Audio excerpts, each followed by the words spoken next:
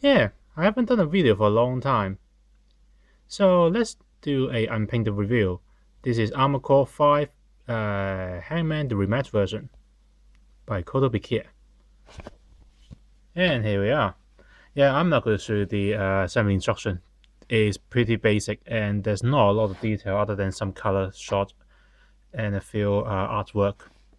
But yeah, here is Hangman. He is big. He's big and heavy and bulky. And he has a lot of variants you can actually build him into. But first of all, this is unpainted, and yes, there is decal for it. You get exactly this. That's all of the decal you're going to get. Yep, there's only these two. Those above are just blurb to actually make you know which one this model is for. Yeah, this decal is for. Yeah, so you're not gonna get a lot, especially compared to the color guide, where you can see there's a lot of red. In fact, the guide actually suggests you to actually use glow color. So you're supposed to use a glow in the dark red paint or fluorescent red paint for all of those. And none of the part is in that color.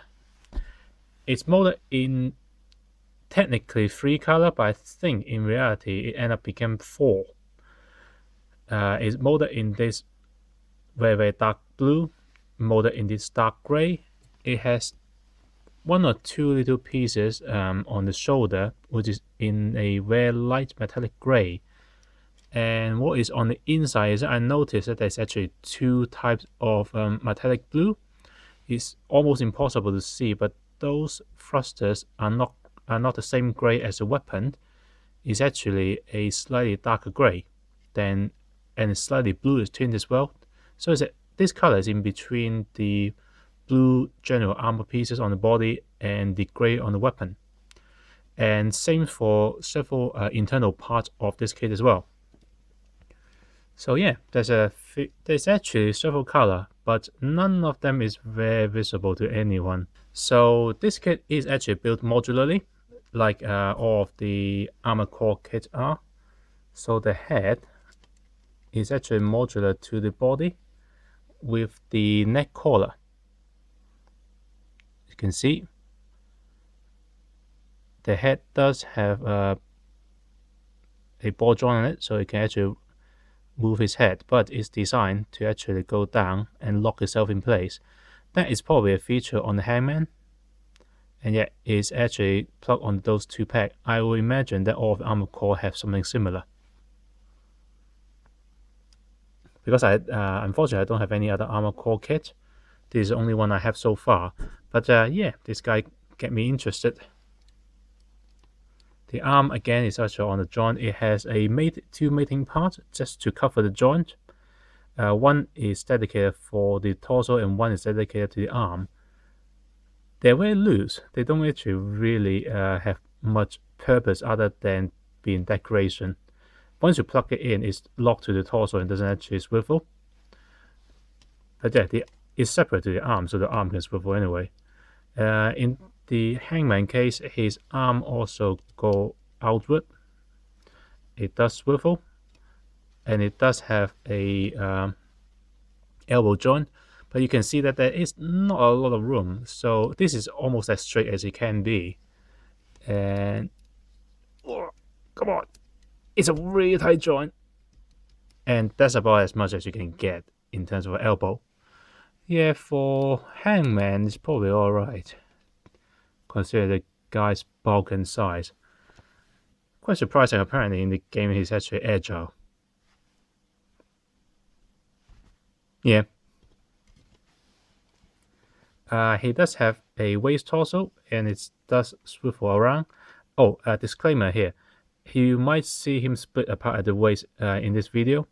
That is because I have pre-cut a lot of parts ready for it to be taken apart and paint. Unfortunately, I pre-cut those quite a bit deeper than I'm supposed to do. It will still stick back together, but that will mean that until I glue it together, this guy is a little bit flimsy right now. But I could tell you that if I don't cut any of the tabs, this guy is really sturdy. A lot sturdier than I thought they were supposed to be. Oh, you know what? I'm gonna take this off. Talk about that later. See, the leg is actually on a ball joint, so you can actually swivel out and actually do that. It's actually a polycab ball joint stuck to a peg, so you can do that as well. It does have knees, and it does bend about 30 degrees. You can see it already the moment that hits that, and that's where the knee is going to stop. And it does have a comprehensive ankle. You can do that. You can go forward and backward as long as the friction doesn't stop it. And it does have a toe. Yes, I cut the tabs too much. But yeah, it does have toe. Ugh. La la la. You did not see that? There we go.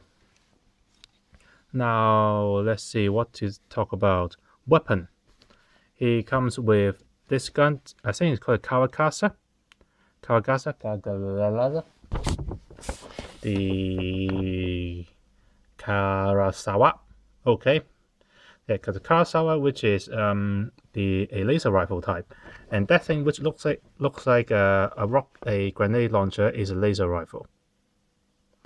Yeah, because everything in a mech game is laser rifle. And he also his other arm. That gun is called a UBL05R. Whatever.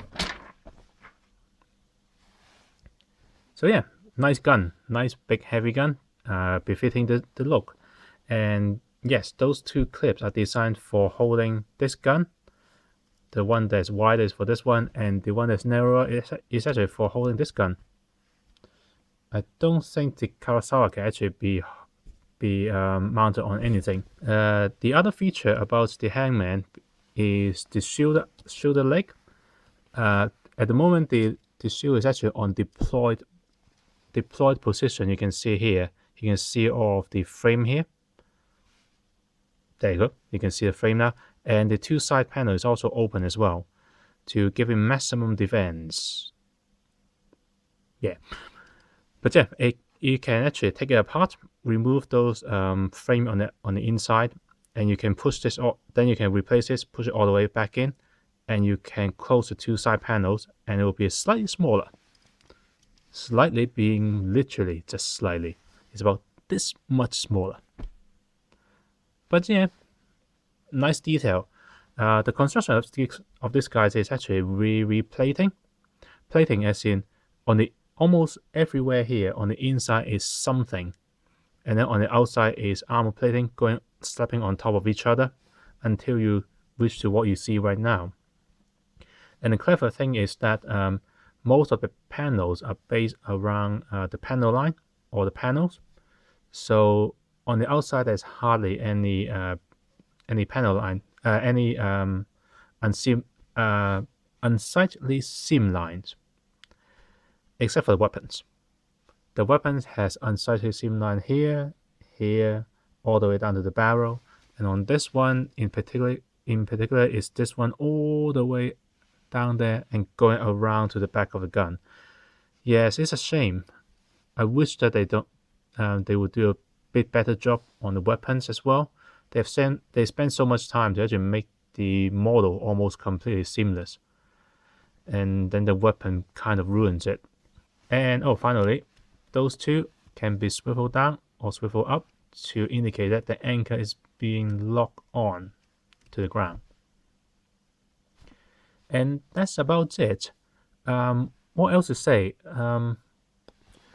They have leave various options for this kit. You can take this panel off to actually replicate it to be the earlier version of Hangman.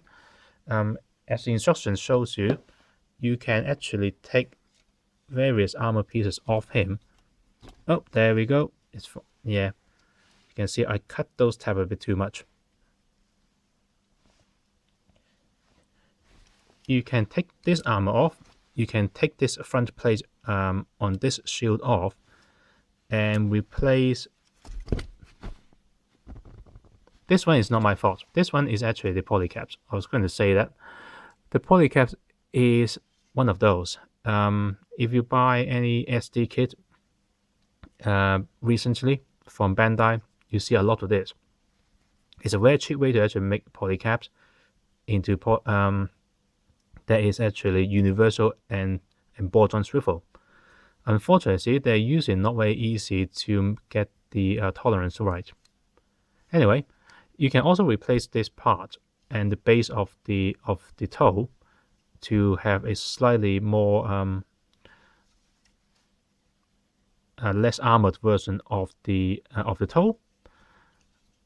You can see that there's two plates here. They are mounted onto an armature. That armature features in here as well, but it has no plating because there's not enough room for the plating because of this shield. So if you actually take this shield off, you can actually put the plating back on as well. So there are more variants you can actually mess around with. This canister doesn't need to be here either. You can actually take it off, and that's a different. That's how the variants can be formed.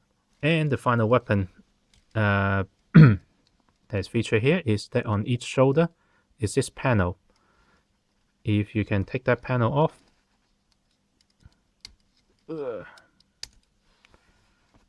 there are weapon racks. There are missile pods.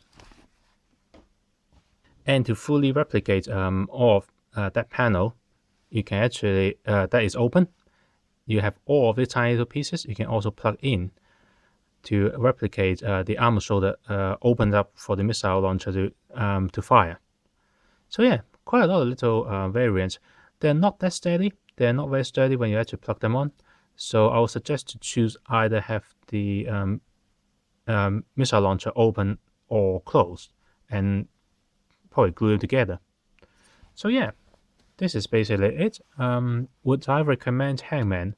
I really liked the uniqueness of this kit.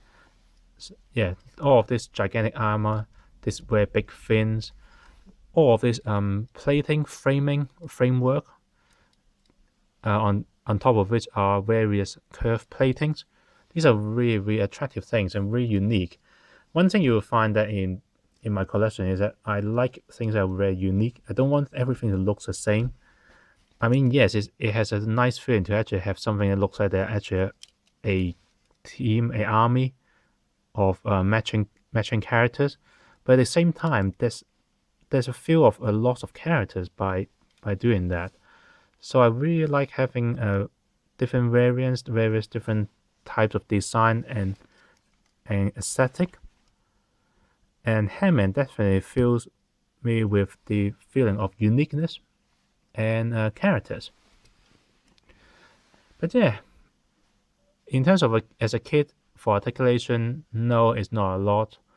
In terms of how nice it is to actually build straight out kit without actually doing any work, well, unfortunately, it's missing one major color, which you have to paint it on, unless you're happy with a rather blank-looking color robot, as you can see right now, because it is a bit draped.